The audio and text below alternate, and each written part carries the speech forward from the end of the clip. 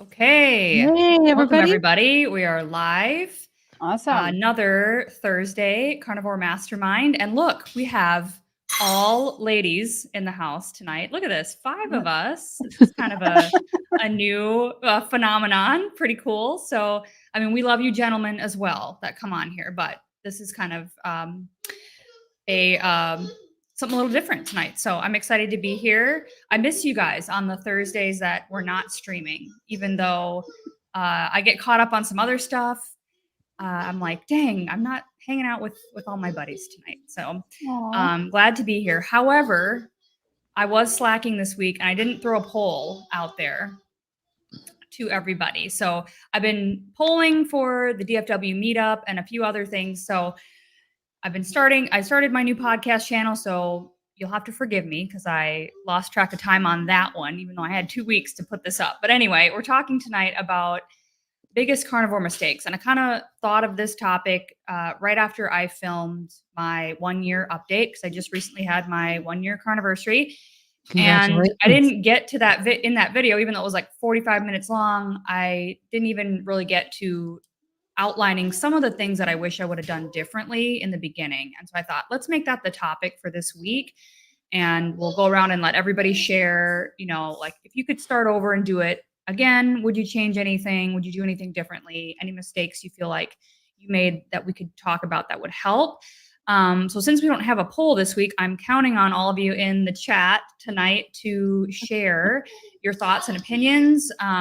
Like maybe tell us how long you've been on this diet, how your transition was, if you feel like you would have a good answer to this question, any tips that you would have for people starting out. So I'm going to go last as usual.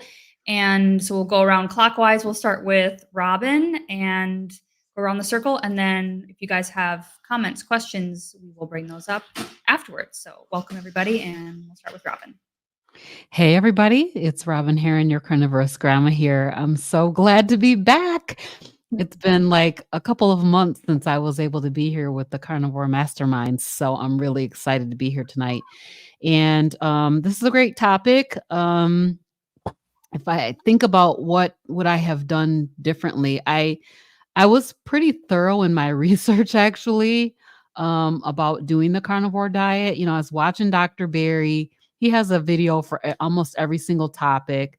So I did a lot of research, but one thing that I could probably suggest is there's two things. One is don't try to do everything at once. So when you're just getting started, just eat the meat. Like, don't think about all the tweaks and you need to count your macros and you need to think about, all the different things that you start to think about later on as you go along, but just keep it simple. Like eat meat, eat until you're full, eat when you're hungry, don't eat when you're not hungry. And don't try to do all the things. So I'm a person who loves a challenge. So kind of early on, I started to do these different challenges that I saw coming up on my my YouTube feed, and it caused me to struggle somewhat and deal with some mental challenges that I probably didn't even need to deal with at that point.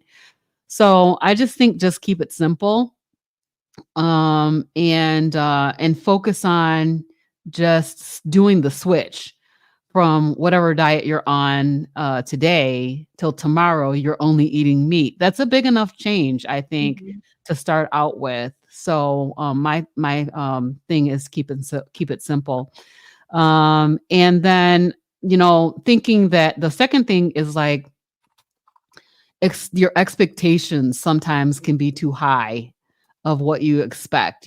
So set realistic expectations for yourself. I have been on carnivore for about 17 months now, and I didn't lose all my weight. So I thought,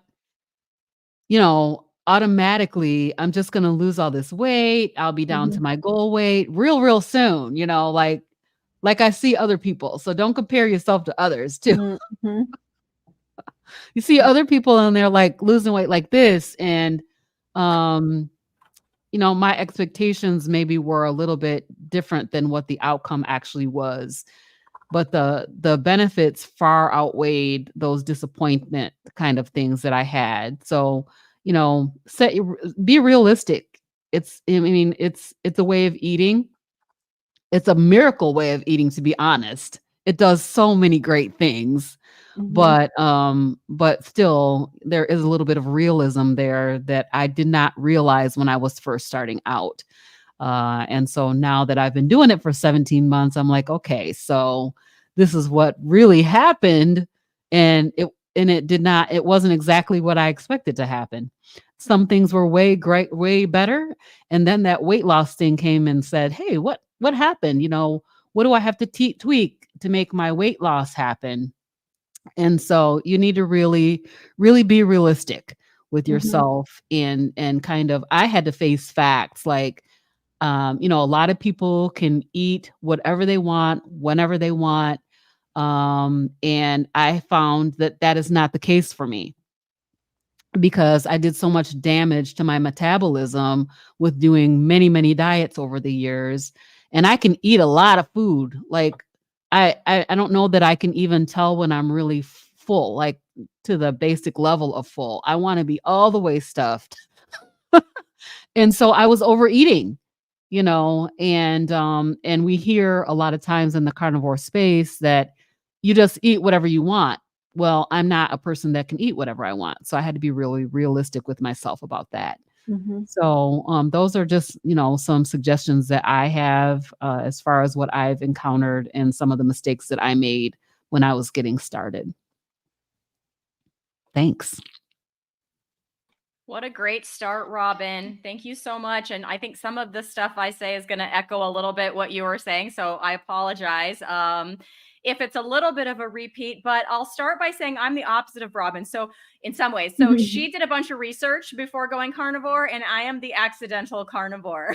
So I did no research. I was just too lazy to cook those veggies, and they just kind of gradually slid off my plate as I was like, I think I'm just gonna have the ribeye and leave. Like, I don't want to cook the broccoli or the whatever, because I was keto, right? And so I didn't know what I was in for. I didn't know at the beginning, what these people, other people, were experiencing as far as their benefits and things like that. But quickly after starting, I thought, well, I better look into some of this. And then, like Robin, yeah, I checked out Dr. Barry and his carnivore content, and then started branching out to other doctors and other carnivores like these other ladies on the screen here.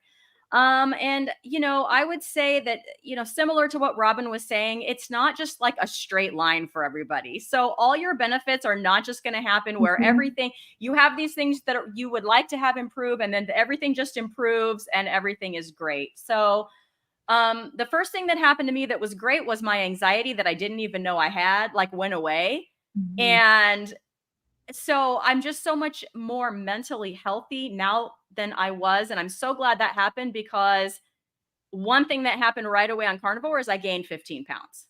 So that was fun. I had originally gone keto to lose 20 pounds, which I did. And then I went carnivore and gained 15. And I'm still trying to figure that out. So I'm confident that, of a couple things. One is I also did a bunch of binging and restricting like my whole life. So I'm sure that my metabolism was ruined. I think I have some thyroid issues I need to work on. Um, but I feel so great. I have more energy than I ever had. I'm exercising, I'm walking, I'm doing all this stuff that I never would have done before. And so the benefits that I've gotten have far outweighed the 15 pounds, which, okay, it's 15 pounds. Like, if it's going to come off, it will. I'm trying not to stress about it. I'm doing things as right as I can, or as I know how to do. It worried me at first because nobody wants to gain 15 pounds unless they need to. Some people need to, but like, I didn't need to. Um, but now I'm just kind of like at peace. Like, the weight stopped going on. Like, it has stopped. So, in terms of my thyroid, I did find a low carb doctor, and that low carb doctor agreed to see me, you guys. I got a phone call 2 days Yay. ago, And my insurance agreed to switch me over. Normally it wouldn't have gone through till September 1st, but they agreed to push it through for August 1st. So I am hoping, because my current doctor didn't want to talk about my thyroid because my cholesterol was high. So that leads me to my next point, is just realize that you are going to be an N=1. Similar to what Robin was saying, don't compare yourself to everyone else. You're going to hear stories about eating sticks of butter.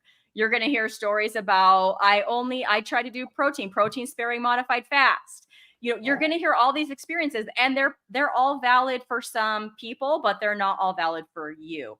And that's one thing that I've had to learn, that balance of what my body needs. And I'm going to be hopefully working with this doctor now, because hopefully she will want to talk to me about my thyroid to find out more about what's going on there, and not just focus on that LDL number. So my N=1 is I'm a lean mass hyperresponder. So my LDL just skyrocketed way up there. And then I felt like I wasn't getting the help I needed with some of my other main issue, which I think I've probably been low thyroid since my 20s and just kind of ignored it and was just tired every day. And Carnivore gave me some of that energy back and gave me the drive to like seek out a new doctor and do all this stuff. So some days I still feel that extreme fatigue. It's very different from just being tired. It's like a bone weary. Cami will know, because Cami has this too. It's like a bone weary, like you can't move, like you can't, it's just it's more than just even exhaustion. It's really tough. That happens to me a lot less, and I have energy to teach, during the day and do YouTube when I get home. So it has helped with some of it, but we're going to be looking into that. The other thing with N=1 is I, like Robin, am a volume eater. So I think that comes from, again, the binging and restricting and just messing up my hunger signals so bad. And so, I mean, I can eat and eat and eat, and a lot of times you're going to hear you just need to eat more. Like you hear that advice a lot in the carnivore space, and I don't think I'm one of those that needs to eat more. Maybe that's what helped me, because when I went carnivore, I kind of stopped tracking, because that's what I heard. Like on carnivore, you don't have to track. Well, maybe I do have to track, and I kind of go in and out of that. But I think and I'm still working on it, because I haven't figured it out for myself, but it's maybe it'll be easy for you, but maybe it won't. But don't let that scare you away, because you're probably going to get some amazing benefits, even if there's some things you kind of have to play with. So just be prepared for that. And thanks for listening. Oh yeah, I'm going to hand it off to you. Oh, thank you. Oh, that's great. I love that. I don't want to repeat everything that she just said, so I will try to think of some new stuff. No, this is just kind of really basic, and I wish I had done it from the beginning. Like day one, don't just step on the scale. Like take all of your measurements and log everything, good, bad, and indifferent. So I started doing that, but it's fallen out. But like so many things changed immediately for me. And I watched a video recently, and someone didn't like the fact that so many things changed immediately. She didn't say it on my video, but I'm just commenting. For me, I was lucky. A lot of things changed immediately. I felt like a normal human being in like 3 days, like a happy, normal person in 3 days. So from also, like you mentioned, Christy, like the anxiety you didn't even realize you had, but you're just like worried all the time. And then all of a sudden your mind is like, oh, wow, I have more energy to think about more productive things in my life. Like literally, okay, can I just back up and then I'll get on to my next point here. My daughter was in a window on the 4th floor when I was on the toilet when she was 2 years old. There were bars on the window, but she could have like gotten herself through. I had nightmares and anxiety about this for months. I'm literally on the toilet pooping, and my son comes running into the bathroom. I'm like, ah! And so, because he didn't know how to communicate what was going on. So I ran and grabbed her out of the window. She slapped me in the face, and then we talked, however you can talk to a 2-year-old, but no joke, years of anxiety and like nightmares about her falling out of a window and how terrible of a mom I am that could have happened, even if it didn't happen. And so things like that were constantly like in my mind and bothering me, gone in 3 days. Didn't expect that. So I think when you start the carnivore diet, yeah, you want to lose weight, but just like enjoy the process. Like start with the idea to like enjoy the process, and don't put all of your attention on the expectations that you're going to lose 600 pounds.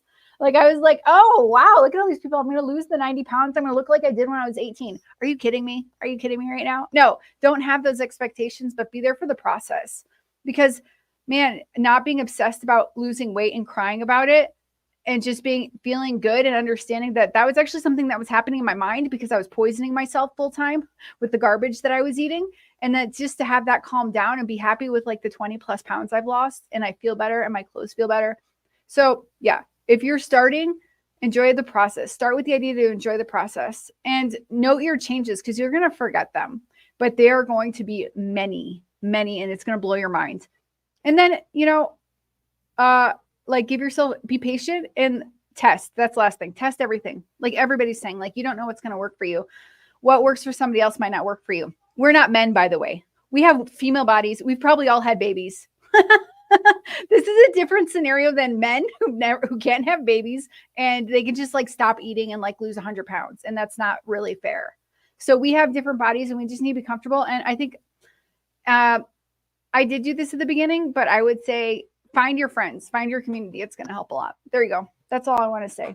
Don't want to repeat everything, but yeah. Alia, you're funny.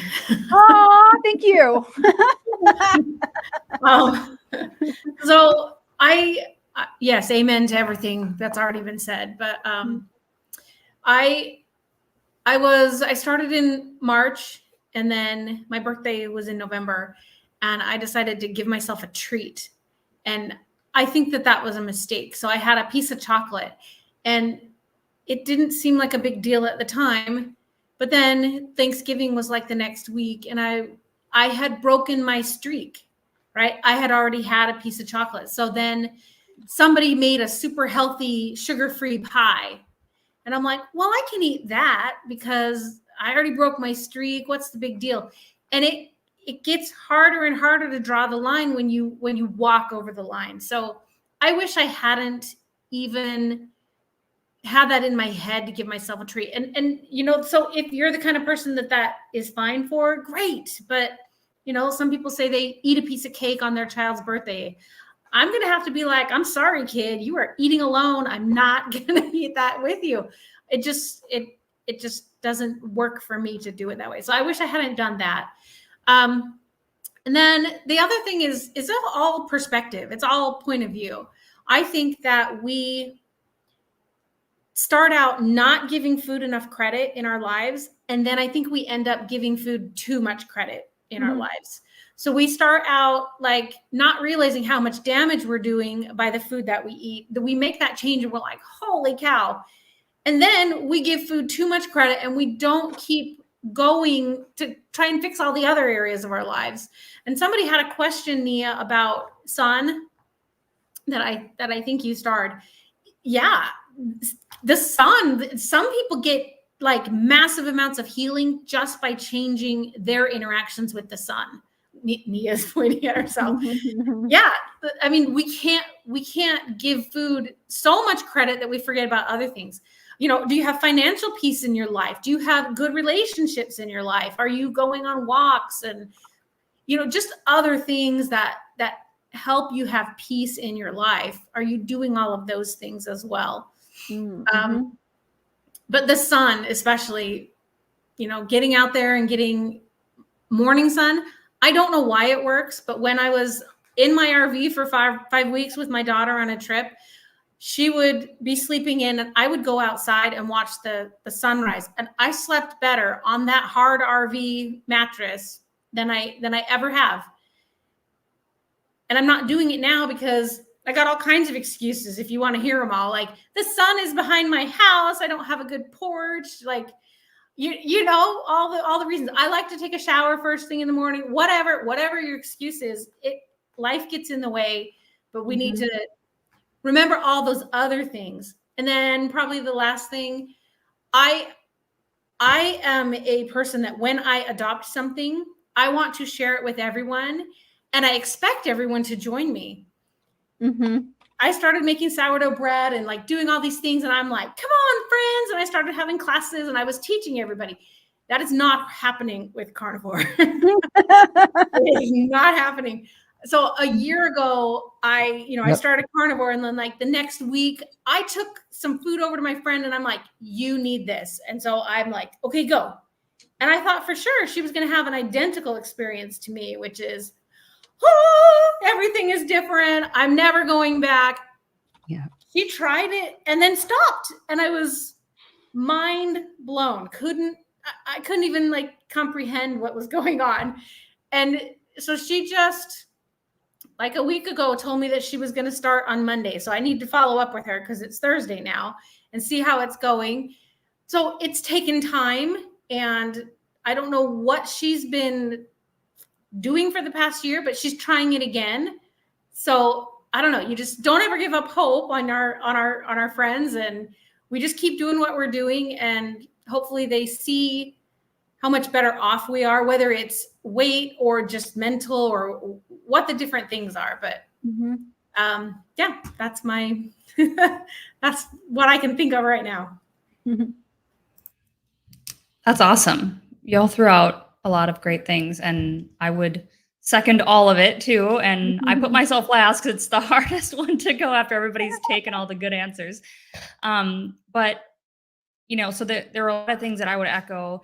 But just to kind of touch on, this question, which Aid, I'm assuming you have an answer to this. You probably know the answer to this, but throwing it up here for conversation, it's great. And I, just to kind of piggyback off of this and what you just said too, Cami, that's one of the biggest takeaways that I kind of focused on in my 1-year update too, where it's like, nutrition helps a lot and it pretty much solves my digestive problems for the most part. But I really realized like how much stress was impacting me and how much lack of sun was impacting me and my skin in particular. And so I've had to really look at sleep, sun, and stress were my other 3 things that I really tried to manage and tweak and work into a better system for my lifestyle throughout this past year. And so that's not, I'm glad that I did that and I thought about it from early on. And so I think that was definitely a thing that I wouldn't go back and change. I'm kind of surprised how many of you mentioned like the different amounts of eating, like the different amounts of food that you feel like you could tolerate. Cause I feel like that is such the general guideline, right? Is to just eat until you're full. And I remember saying, I don't know if it was my 60 or 90-day update where I was like, I don't know what that feels like. And I don't know if it's because I had a messed up gut for so long or if it was still like sugar related cravings or what it was. But I would always feel like, kind of like, I think you said, Robin, like I would just continue to eat until I was almost like sick, just like so incredibly full that I couldn't move. And then I'd be so tired. And then I'm like, why can't I digest this? And I had this whole priming thing in my mind. Like I needed to just eat like it's my job and saturate my body, and I'm not against priming. And I think maybe that does work. It probably does work for a lot of people, but it didn't work.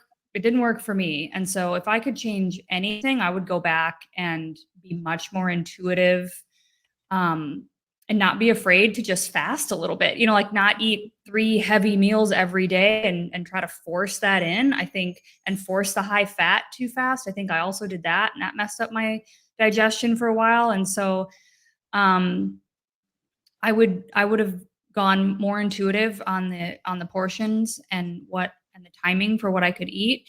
I also would have got labs done, like a full set of blood work in the beginning, because I have not had labs done in years. I've saved the last printout I got, but this is probably a decade ago. It's somewhere in my file box, but because I'm about to order my first set of labs probably next month. And so I'm like, dang, I really wish I had something to compare it to, because now this is going to be my baseline. If I would have, maybe I would have been diagnosed with, I would have had like hypothyroidism or something. Like I could have put a name on the fatigue and the things that I was experiencing. And then that actually could potentially have helped me reach more people, because I could have said, I had this and it's improved, and now it's kind of like, well, I just feel better, So, I mean, our stories are still important, but it's like, so that's the number one thing I would change. I wouldn't have like the priming mindset, and I would have gotten a full panel drawn. So I had a baseline going in. I loved what The other- I think Go ahead.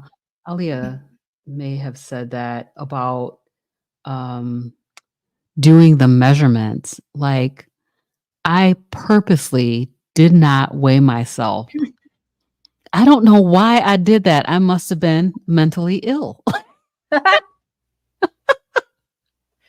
But I mean, I'm kind of disappointed that I did not weigh myself on day one just to see and take all the measurements and do all the things. So I love that advice. And I think it's really, really good advice. Like, when you're getting started, just do all the measurements, because you're gonna, even if you're not losing that weight in pounds on the scale, a bunch of stuff is going to be coming off your body. So I love that advice, and I did not do that, and so that is one of the things that I would also recommend. Awesome. By the way, Grandma, you look amazingly young and beautiful. I can't believe we have to call you Grandma. You. You're welcome. I appreciate that. Yeah, you're welcome. Yeah, so Aid says early morning sunshine sets the circadian rhythm and creates superior metabolic health pathways. That's the basic answer.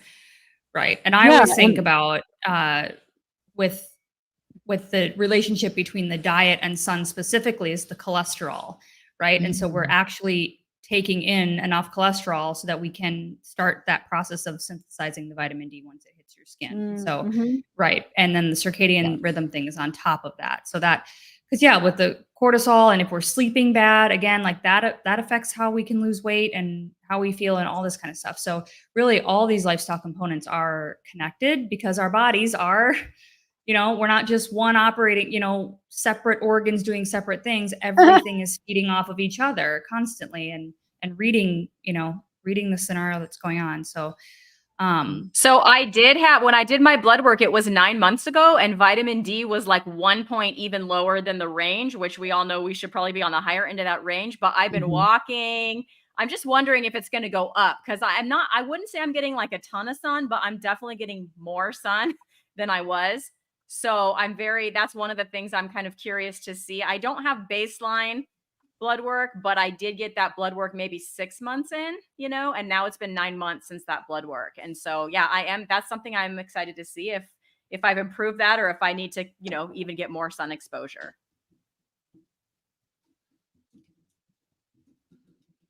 Yeah, I love that. So Lisa says, my tip is that a slow cooker is a great appliance to have on hand when starting carnivore. It makes life much easier. I would agree. I think I've collected several small appliances over the past year that have been very instrumental. My favorite is my air fryer. But I'm a slow cooker girl at heart. I always have one kind of going with something. So a lot of brisket lately, since I've been getting those so cheap. It's like, throw the, chunk of brisket in there, and that's it, basically. I need to move to Texas. I can't even get picanha. Robin, did you see my cow video? I got my half cow and all the beef, and there was like, what was it, $5.84 a pound, and there was a picanha in there, and there was a brisket in there. So I'm very excited. And I ate some of the sirloin today from that cow, and it was delicious, y'all. Oh, it was man, great. that sounds amazing. I need to order another half cow myself. So yeah. It's a good deal. Anyone have thoughts on this question? Oh yeah, here? can I chime in on this? Because actually my eczema got so much better on a carnivore diet. I have had terrible eczema all of my life since I was a baby. And so on my face, like, I had dark rings around, like I was a raccoon, and then a ring around my mouth.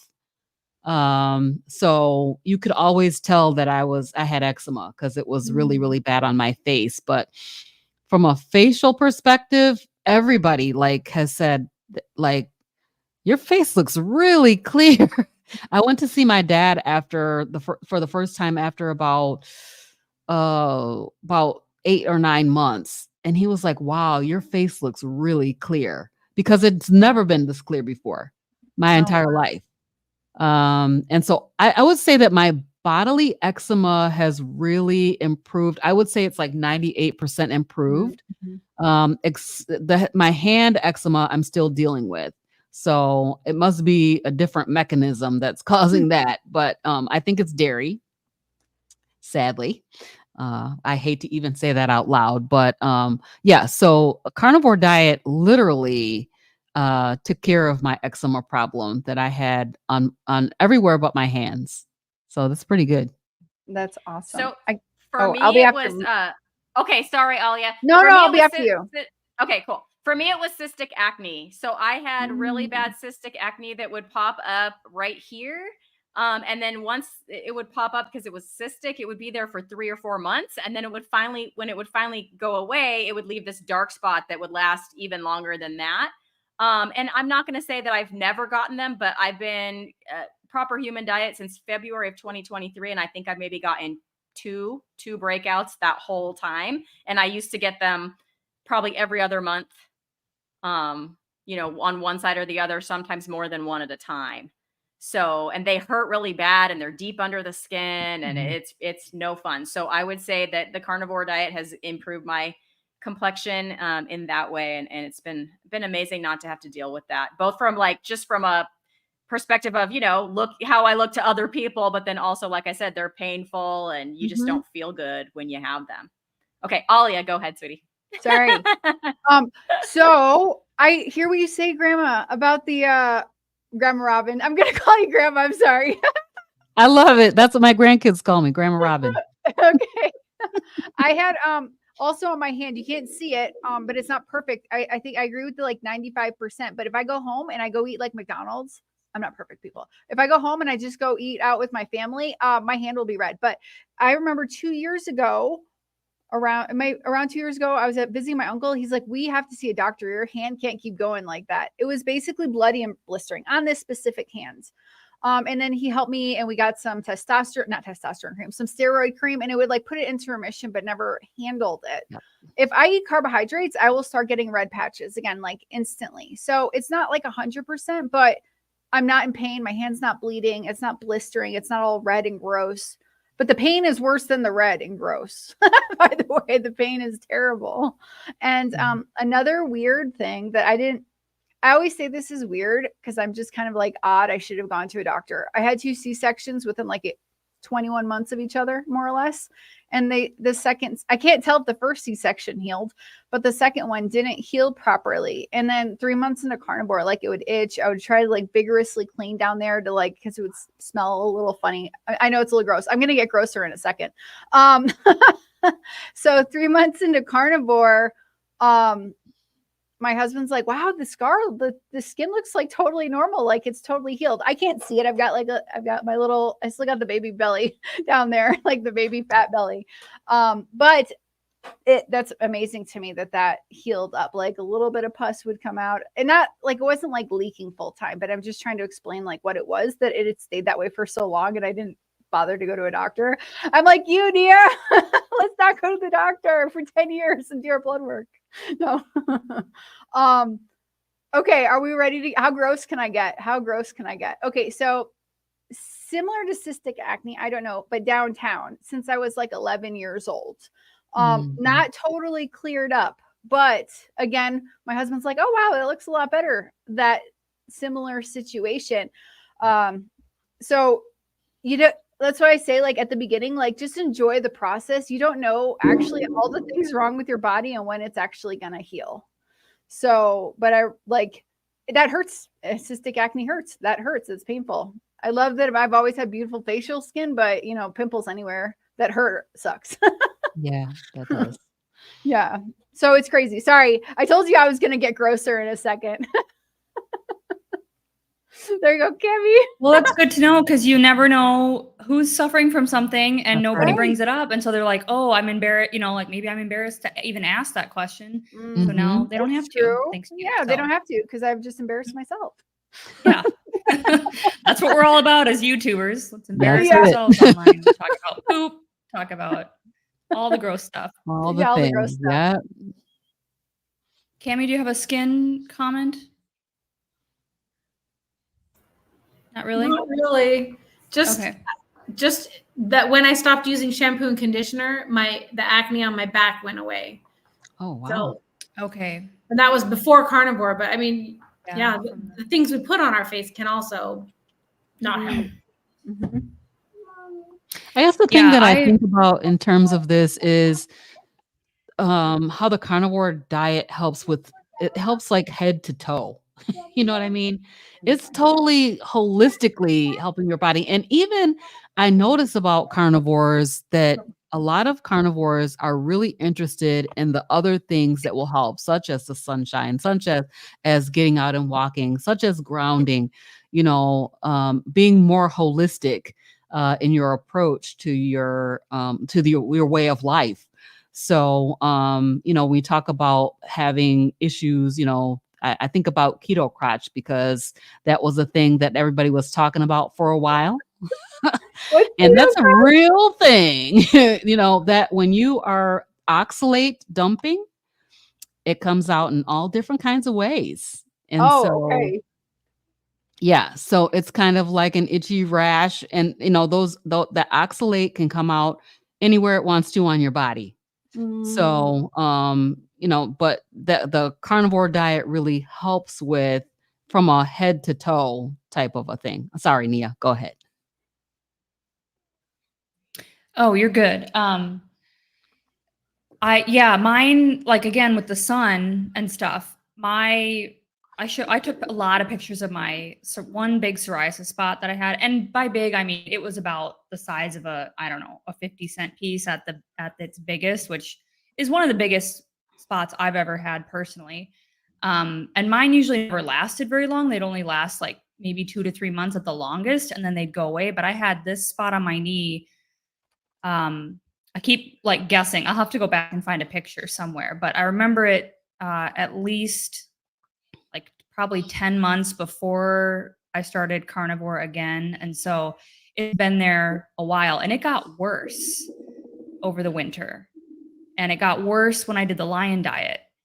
And I cut, the cleaner I got, it's almost like it got worse. And so I thought it was oxalate stuff for a while. I thought it might have been, parasites. I thought I wasn't really sure. And it was actually really frustrating. But here, right about beginning of April or so, it gets warm, it's 80 degrees and we can go out to the pool. And I started getting sun again. And that's the only thing that seems to like nip it in the bud for me. So, but then the fact that I'm doing this diet and I'm not eating seed oils and I'm not eating tons of sugar and I'm not, that's keeping me healthy from the inside so that I can tolerate and actually use all that sunlight. So I think again, they work in conjunction, but diet alone didn't, cure my skin. And I still get some inflammation every now and then, even just like from stress or being out in like, I don't know, somewhere where there's a lot of smoke or something, like just certain things will trigger it. I notice I'll get itchy or I'll get like flushed in the face kind of a thing. And I've been like that since I was very, very, very young. And so exercise I would always be like the super beet red person. I could never sweat, which I notice I actually sweat here more than I ever have in my life. And I actually think that's a good sign because I used to never sweat. I would just overheat like so easily.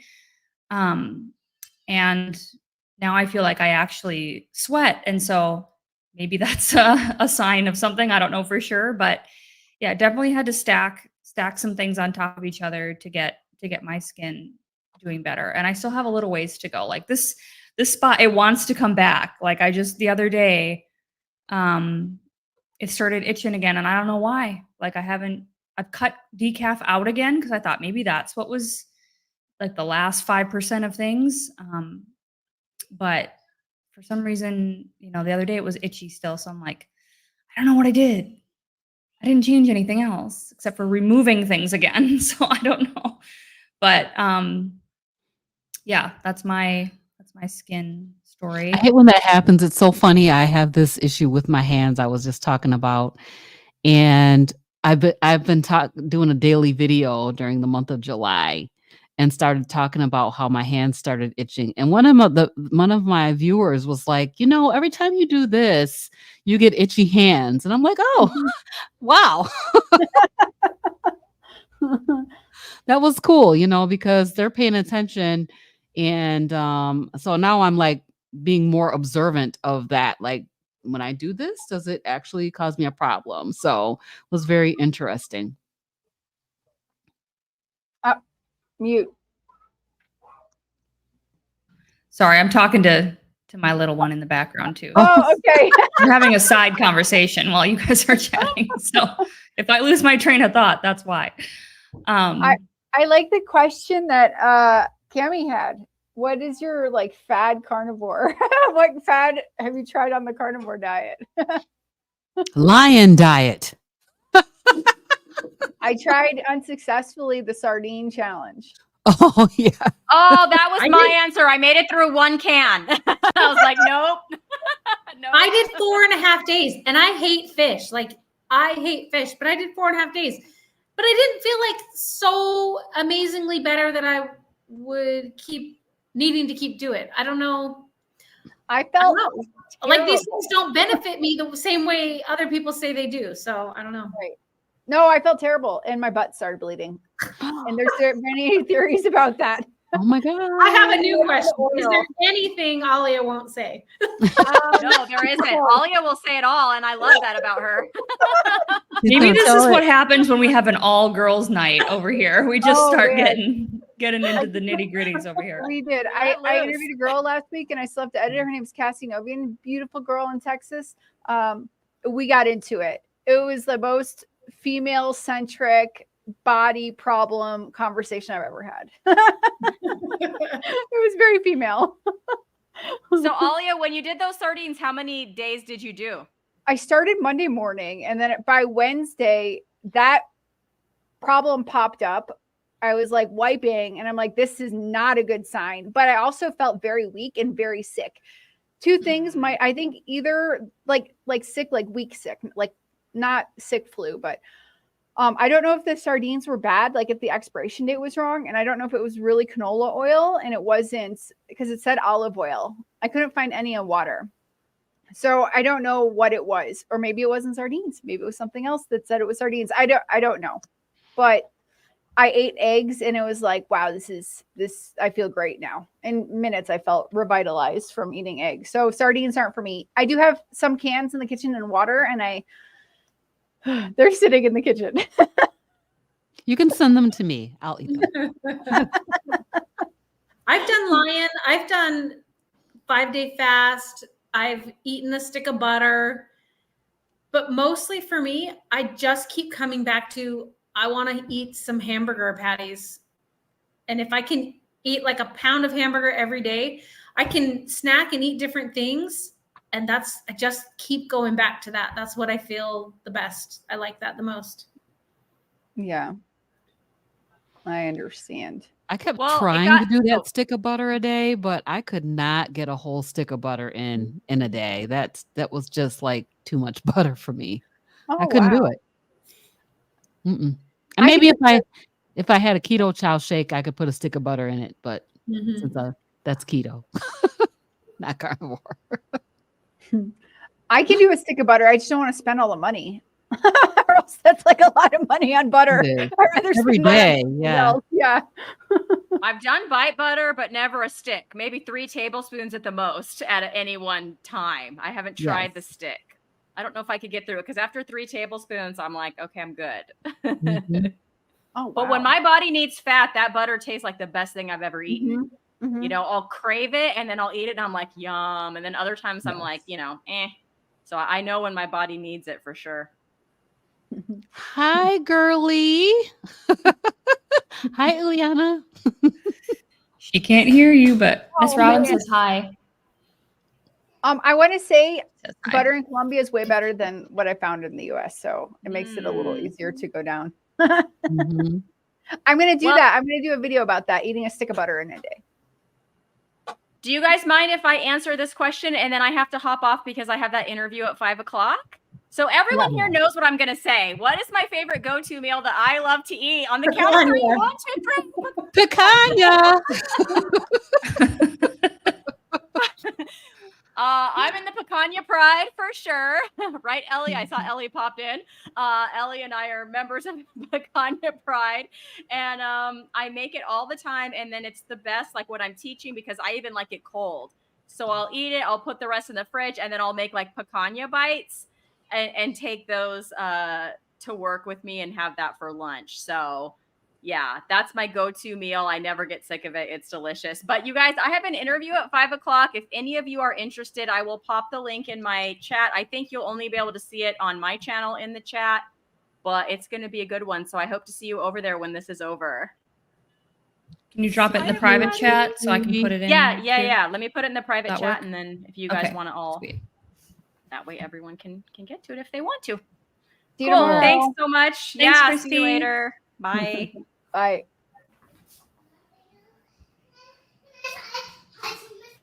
You can afterwards, baby cakes. What's your favorite go-to meal? Love to eat. Hamburger patties and beef jerky. I eat a lot of beef jerky that I make myself. Ditto. That's my Soft-boiled favorite. eggs. Soft-boiled eggs because it's fast in the Instapot. And then I can think about cooking something else while that's going in the Instapot.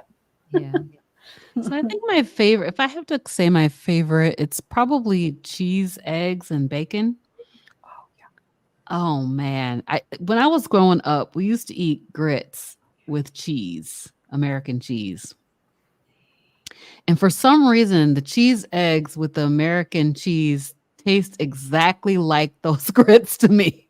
Oh, wow. That's great. Takes me back to my childhood. And so I really love that. But right now I'm not eating cheese. The other thing that I really love is a ribeye. A lot of times I will just crave one. And there's nothing else that will satisfy that except for a ribeye. So but ribeyes are expensive. And so bacon and eggs is really good. Of course, Cami said hamburger patties. That's always a good go-to. But cheese eggs, honey, so good. Delicious. Totally. Yeah, I love jerky, and I am trying my darndest to get my hands on a picanha. We were actually at a Brazilian steakhouse a couple weeks ago, maybe now, a week and a half ago, and they had it there, and I actually asked the server, I'm like, I can't find this anywhere here in Texas. And he was like, oh, Sam's has it. And I'm like, I literally go to Sam's and look every single time and I never see it. And he said it was called top sirloin, but I look for that. Sirloin, and then he crap. said something else. Culotte Like another steak. name. What is it? Culotte steak. Maybe that was it. I'm going to Google Maybe this. that's while what you I'm guys not are seeing. I don't know. I never seem to be able to find it. And I'm like, dang it, because it's so good. So what I went to do, I cannot find that here either, but I went to my local grocery store that has a butcher shop, and I asked them if they had sirloin cap and they could cut it for me. And they did cut it, and it was so expensive though. It was just crazy expensive. When I was in Florida, I saw it at Walmart. I was like, why can't I like freeze some of these and take them home with me? But I didn't do it, so I have to order them.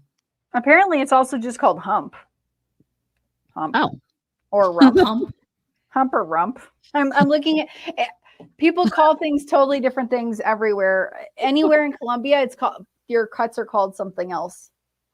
Okay. Yeah. That probably does. I highly recommend ground what is it? Ground brisket and armpit. Everyone try ground armpit.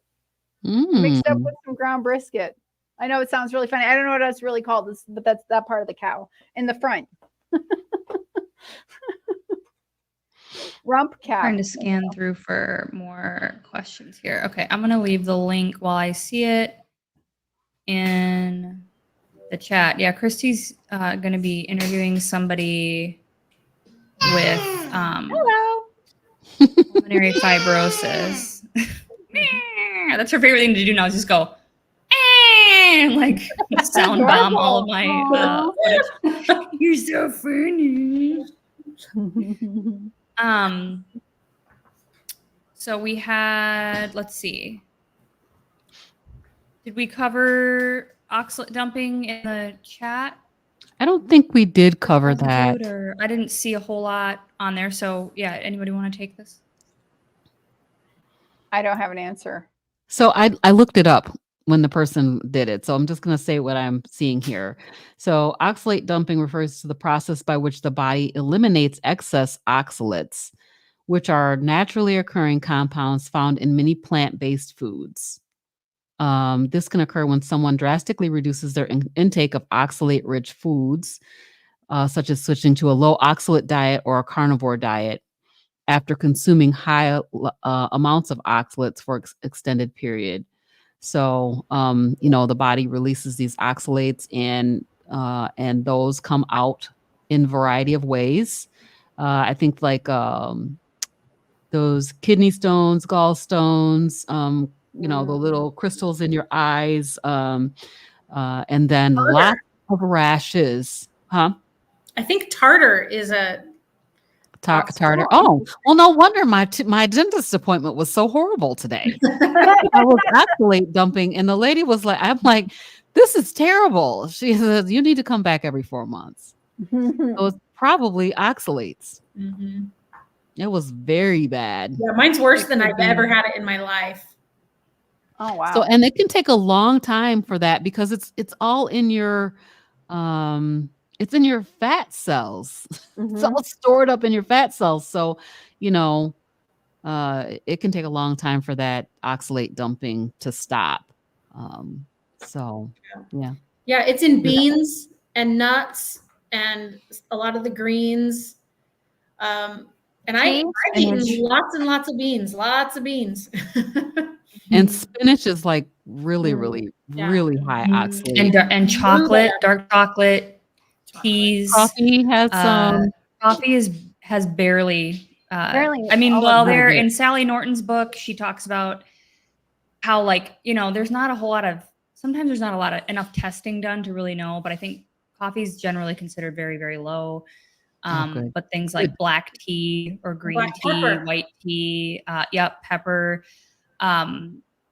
spinach. I mean, think about how many people do those 8 cups of spinach a day and blend it into smoothies like that is, and then with dark chocolate and almonds are another one that's super high. Like we've been poisoning ourselves, and it seems, and it can come out in so many different ways. I mean, it can even cause like anxiety or mood swings, or almost this sort of like this shift in your mental health. Like it's Sally Norton's. I know she's the one that talks about it the most. Her book is very helpful. I actually tried that. I tried adding in some decaffeinated black tea because I can't tolerate any caffeine. Just to see like if my skin magically got better, or if my because it can be very cyclical, and I was experiencing that where I thought like I would just get these couple weeks where I'm like, my digestion just sucks and my skin's flaring up and I just feel like crap, and I thought maybe I was, but ingesting a high oxalate food like that, it didn't seem to do anything symptom wise. And so I tried that a couple times into like my 7th and 8th month, and it didn't seem to make a difference. So I don't know if that's particularly what I was dealing with or not, but I know it seems to be very common. Well, and I just listened to Sally's book, and it did kind of scare me that just going carnivore cold turkey and just stopping all of the oxalates can actually be kind of dangerous. And so that should be one of the mistakes that we should mention to avoid. Yeah, that's true. Is if you are on a high oxalate diet, like if you're eating tons of almond flours, and rhubarb is super, super high. I love rhubarb. I was eating tons of rhubarb before. But if you're eating really high and you go suddenly nothing, you can get really, really ill. It can be really serious. Interesting. So it's better absolutely. to Karen's asking about mood swings. Like, can it cause mood swings? Yeah, I mean, if you're concerned about this at all, I would order her book. I got the audio book, but then there's a PDF that you can print out that's like all of the tables and charts and things that are from the book. And so I went Mhm. through and highlighted, like all the things that I've eaten. I know I've like potatoes, even Oh, wow. white potatoes and things like that so it's like, okay, yeah, I definitely ate a lot of these foods over the vast majority of my life. So that would be one check mark, and then the symptom clusters, you can look through that and see like, oh, do I have a lot of these symptoms? Then you may, because with like a lot of other things, it may not be oxalate. The symptoms overlap with many other different things. And so it's like, how do you know for sure if that's what you're dealing with?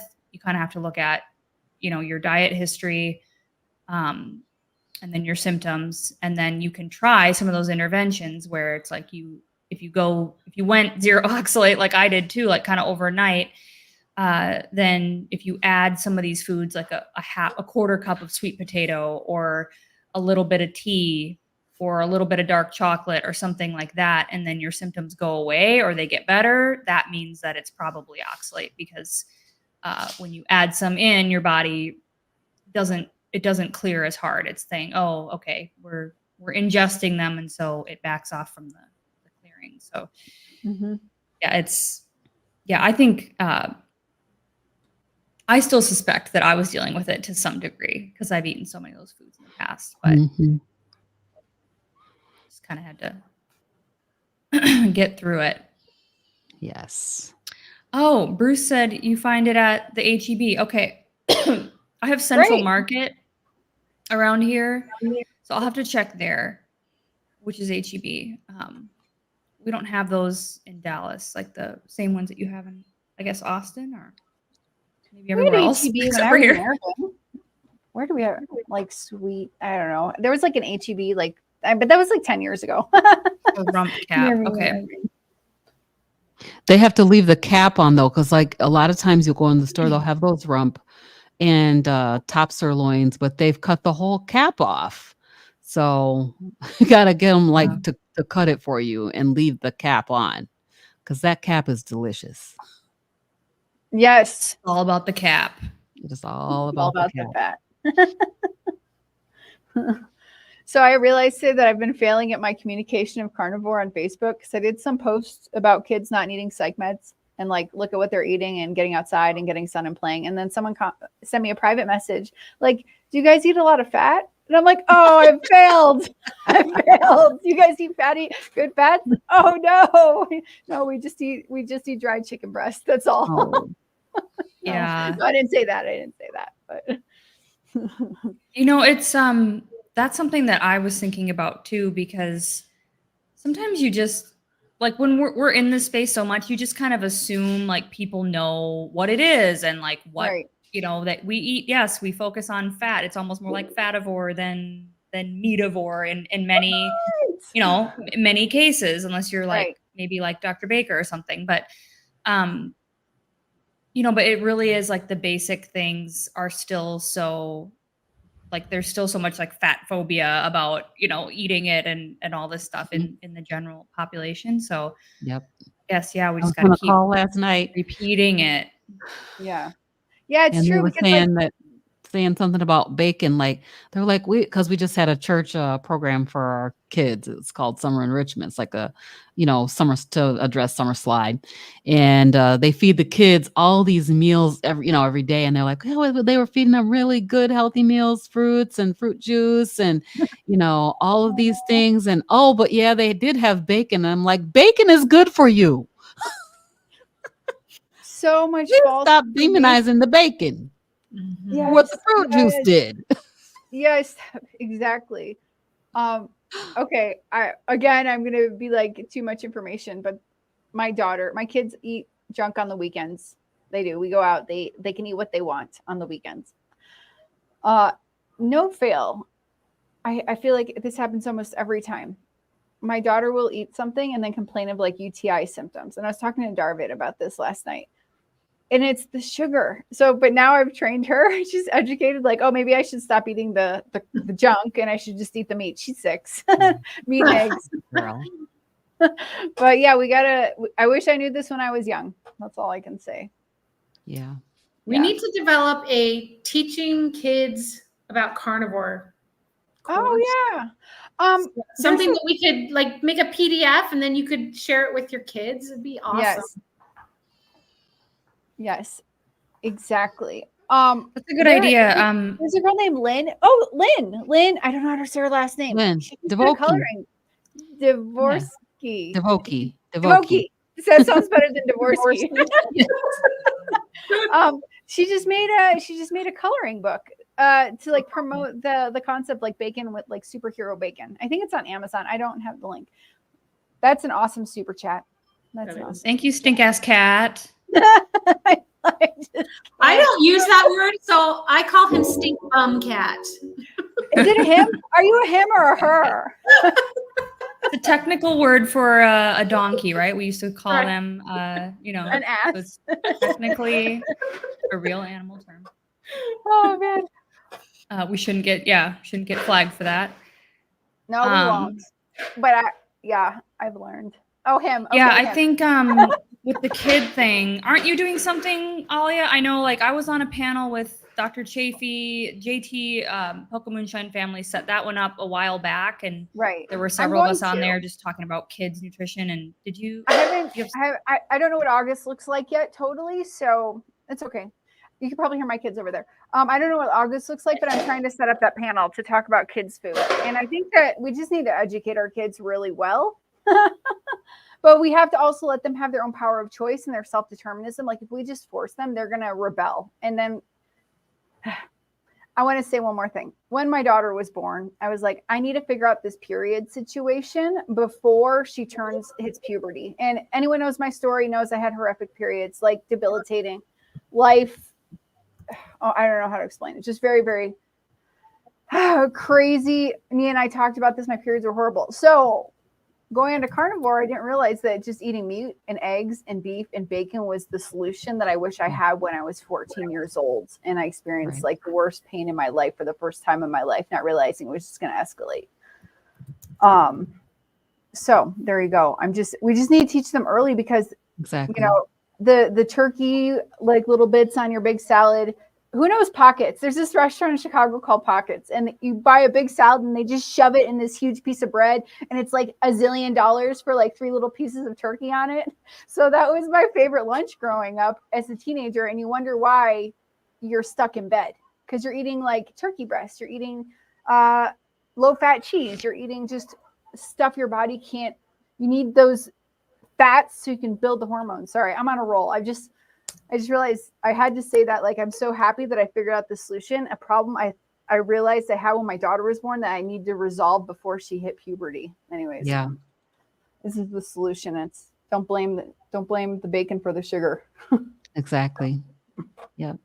Yeah, I've been talking to people, like almost everyone I've been talking to for my podcast now is like a parent of, you know, either a mother or a father or grandparent or something. And so that topic usually comes up, and that's really the conclusion that I feel like most of us have come to. It's like we definitely don't want to create an eating disorder, right? By being afraid of food and all carbs are bad, right? Because we were taught, fat is bad, and now it's like so hard for some people to get over that. Right. And so, you know, while we might be right, and I would argue that we are, that still doesn't create a good mental space for a kid to be in, right? To be like super afraid of things. And so, yeah, educating them and trying to like, this is where I will do more compromises and like try to recreate some things that are not necessarily like staples, like, you know, making rice or macaroni and cheese or things like that on the regular, like a carnivore version of that necessarily, but like making special treats. Like we're doing a lot of popsicles over the summer, and I just use whole fruit and that's it, like fruit and full fat yogurt. And we make ice cream and we make treat, you know, so like she feels like she's getting something special when other kids are, but it doesn't have to be like the ultra processed nasties, you know. And so totally, at least, you know, it's like trying to find that balance with kids. But that's really, I think that's the best way we can look at really educating, you know, or helping anybody, is just saying like, hey, if we can get rid of all the processed junk, you know, all the garbage food, minimum seed oils, processed grains, and added sugar, everybody's going to be in a way better situation, you know, and then if you need to heal further, you continue to go closer to carnivore. And so just that they have that in their mind, that it's an option, that their diet can affect their health, you know, or specific conditions. Like just knowing that is the key to me, because then, like you've been saying, they can choose to use that as a tool when they're older. Right. Yeah, exactly. Can I pop up a photo really quick? These are 100% carnivore pancakes that I made. Oh, maybe I used a little stevia. You don't need to. And I got this recipe from Bella, but I couldn't find one of the ingredients. So I will show you. Look at this. Do you guys see that? Do you guys see? Did I share it? Oh yeah, there you go. Okay, good. Look, it looks like a real pancake. It tastes like a real pancake. Wow. I can't eat so many of them. I couldn't, like the next day I still felt like I was so full. So it's just gelatin and egg whites and then yolk and butter. It literally tastes, it's the exact texture of a pancake. You can watch your video. Wow. But if you can't find the gelatin, by the way, this is a perfect kids food. They ask for this all the time. And it's literally eggs and sugar-free, flavor-free gelatin and butter. Nice. Can you use beef gelatin for that? I think so. I don't know. Whatever I buy at the store. Yeah, you can use beef gelatin. And you can use beef gelatin, yes. So she uses like beef gelatin or a gelatin with the whites, and you like make it so it's like meringue, I guess. Is that what it is? Like it's all fluffy. And then she used something else, collagen, beef collagen. I couldn't find that. So I just used gelatin and it was perfect. So there's also fun things you can do like that for your kids that actually work. And that's a total replacement. They had some honey on that and I ate it with a little stevia. Man, I was so full. I was like so full. Crazy. Anyways, there you go. That sounds amazing. It really was. But it takes so long to make. That's why I just like the software. Oh yeah, I saw her video and she has like slow cooked those things. Yeah, that's a problem with a lot of these recipes. They look so good and they probably are, but it's like if I had to make that like every other day or something, I wouldn't get anything else done. So yeah, exactly. It does take a long time. It takes like 10 minutes to fluff up the egg whites, and then it's like if it's each egg is like 3 minutes, like it's one egg per pancake basically, and then that's like 3 minutes on each side. You gotta watch it, make sure it doesn't burn. I'm gonna make it, but golly, that's a long time. I have to do it on a Saturday morning. Well, I do the ones that are I think they're from Courtney Luna, the pancakes, and I think they look beautiful. They look just like pancakes, but it's an egg, pork rind crumbs, butter, melted butter, and I think that's it. Sometimes I'll add cinnamon or a little bit of cocoa powder to hers to make like a chocolate one or something. But they do taste a little pork rindy, you know, but they look beautiful. And I just slather them in more butter, and she likes them, so I make those, and they're pretty easy. I know we're past the hour, so I want to be respectful of everybody's time. I think we got through all the questions tonight. I think so. Aid had a quick question about organ meats, and I will just answer. I eat chicken liver. Oh, yes. Okay, there you go. Oh, I eat beef liver. I cook it. I started dicing it into little bitty pieces and then sauteing it. Don't cook it too long because it'll be tough. And then you'll be like, this don't taste good. But to me, beef liver tastes sweet. It's very, very, I enjoy it a lot. That's great. I wish I would.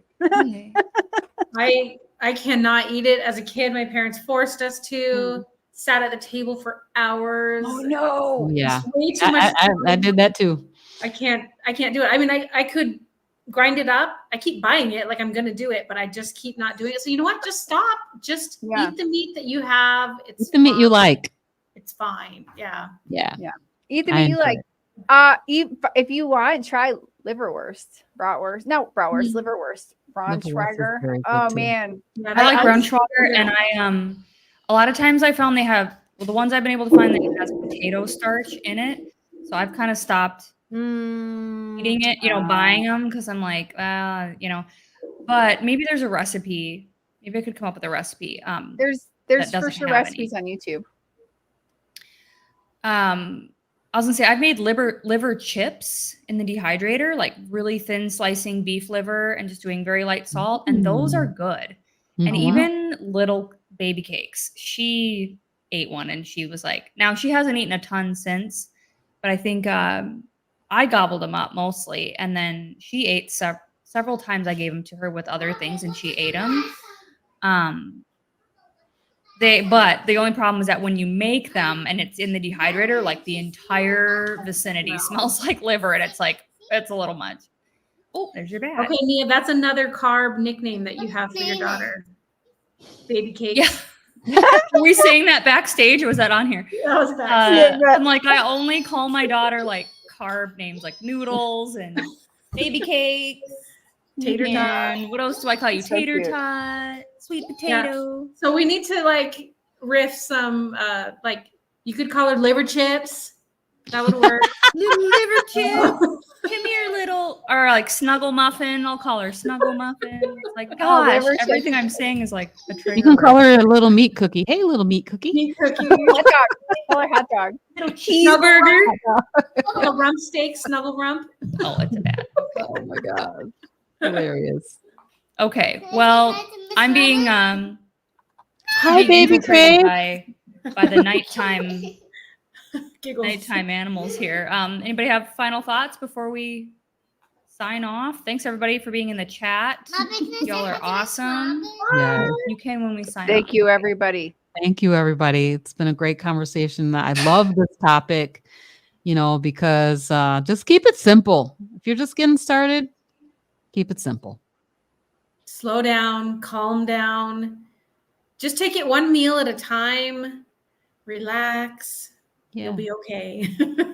Exactly. I want to say, like, think about like your favorite thing in the world. Think, what is your favorite possession that you own? Like your computer, your car, your dog, whatever. Think of that. How much care do you put into that? Now, take a step back and realize your body is your possession also, and we don't take care of it. We just keep putting sludge in it. Start taking care of this possession, and it's going to work like your car that you love for a long time. But if we keep dumping the wrong fuels into it, this beautiful possession is going to break down. And when you're trying to play, remember the game called Life when we were a kid, the board game called Life? We're all trying to play that board game called Life. You're going to have a very hard time. So take care of your board game member, your player, the body, and you're going to live a happier life. There you go. That's my final words. She locked it. Love it. I would say, we're talking about mistakes or maybe regrets from things that we did. I think thinking about that stuff is helpful, but you know what? You started. Mm-hmm. Everybody just started, and you just did what you had to do, and you just kept moving forward, no matter if you hit a roadblock, if you had some Thanksgiving like I did at Christmas, and it's like you just keep getting back on the wagon, keep recommitting to yourself. And yes, with that confidence, knowing like, hey, I deserve good quality health, and I deserve to put the effort, putting that effort in is okay. We've got her climbing on top of furniture to get my attention now. I was going to go on a nice little end note there, but you're worth it. Okay. All of you, you're worth it. And so don't feel bad about taking time for yourself, getting some sun, doing your grounding, join in on my fitness classes, find somebody you like to work out with, go for walks, whatever it is. Because when you're healthy, that ripples out into everybody else in your life, and it does make a difference. So that's what we're up with today. Okay. I got to go. Bye everybody. Bye, everybody. Bye.